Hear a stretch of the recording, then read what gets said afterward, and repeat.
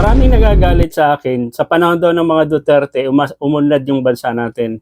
So, maniwala kayo, puro fake news yan. Kabaliktaran. Nung panahon ni Noynoy Aquino, para sa akin, umunlad yung bansa natin, umunlad ekonomiya natin, maraming mga investor na pumasok sa bansa natin. Pero nung time pumasok ang Duterte, ay nako, ayun na. Yung mga pumasok na mga negosyante lumabas kasi natatakot sa fake war on drugs ni Digong, Tate Cartonyo. Tapos, ayan, bumagsak yung ekonomiya. Bakit? Ang administration nakafocus sa war on drugs, fake war on drugs, di ba? Tapos yung mga China, yan, pumasok, yung mga Pogo, basta mga lahat ng halos illegal pumasok sa panahon ni Digong. Tatay Carton na ngayon ang tawag Carton Digong na. Yeah. So yun, pumasok ang mga illegal. Yeah, China, tapos yung mga kapwa Chino, hold up. So, magulo yung bansa na yon, 'di ba? May war on drugs, 'di ba? Mga kompetensya nila sa pulburon. Ayan, yun yung mga pinagtitigok nila para yung sarili nila, yun, sila yung nagbebenta ng mga pulburon. So, yun, bumagsak yung ekonomiya natin simula nung pumasok ang Duterte administration. Yeah, kasi lumaki ang utang natin sa panahon ni Digong, umakyat ng umakyat. Kasi umutang siya, diba? Siyempre, ipasok sa Pilipinas yan, yung pera. Bilang presidente, alam niya kung saan niya kukunin.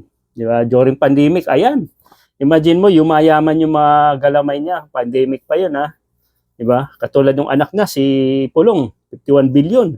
Tsaka marami nakinabang, pati si Sara, pati din si Digong. Ayan, mga nagkukurakot na.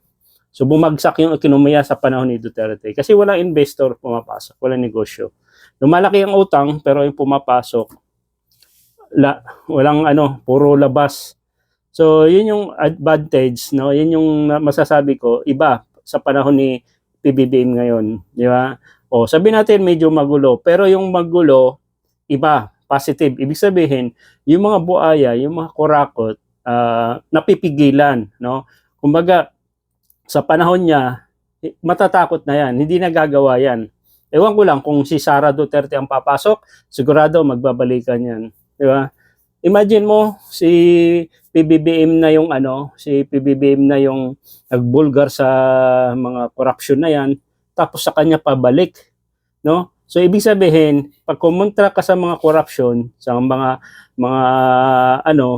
corruption na yan, babanatan ka, no? Yung mga taong bayan ang bumabanat kay PBBM. Baliktad. Yung mga tanga, minsan tawag ko sa mga Pilipino, lalo na mga Duterte supporters, mga DDS, mga tanga.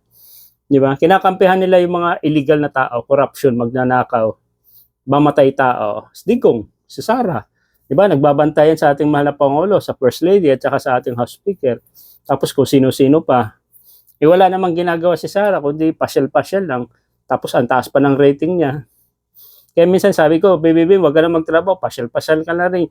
Kasi yan ang mga tangang Pilipino, yan ang mga binoboto nila, yun yung mga walang ginagawa, di ba? Yung maglulusta ng pera, magnanakaw, yun yung binoboto nila.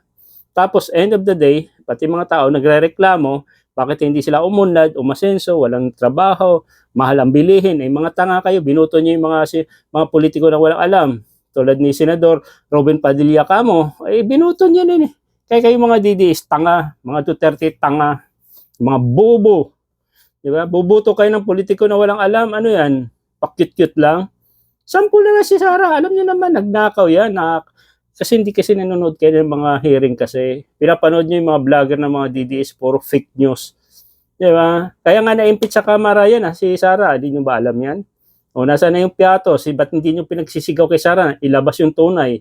Hindi ko puro kay bangag, adik. Kayo ata yung mga adik Yung bumabanat sa mga PBBM, kay PBBM, kayo ang mga adik. Kayo ang mga bangag. Dapat kayo ang ikulong. Salot kay sa lipunan, puro kay kontra sa PBBM administration. Di ba? Wala na kayo nakikita maganda kay PBBM Lahat ng ginawa, pangit. Bangag. May bangag bang nagtatrabaho?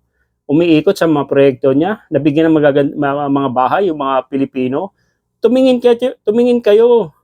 Paano? Yung mga social media natin, pati itong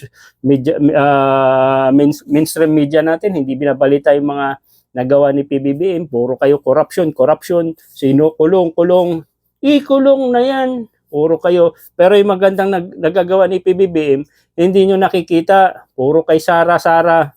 Diyos ko. Kaya pag si Sara maging next president, siguraduhin nyo yung Pilipinas babagsak. Kung bumagsak sa kanyang tatay, mas lalo ang anak bumagsak ng bumagsak.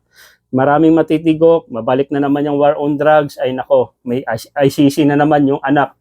No, pasalamat kayo, hindi bumalik yung hindi tayo member na ICC. Di ba? Yan yung mga DDS, mga tanga. May mga nagko-comment, pinagtatanggol yung magnanakaw. So, ibig sabihin, magnanakaw ka. Di ba? O, mamatay tao yung mga yan. Pinagtatanggol, isa ka rin mamatay tao din. Di ba? Ganun yun eh. Attraction yun eh. Eh, bakit ka sumasang-ayon sa mga ginagawa? Kasi ganun ka din. Masamang ugali.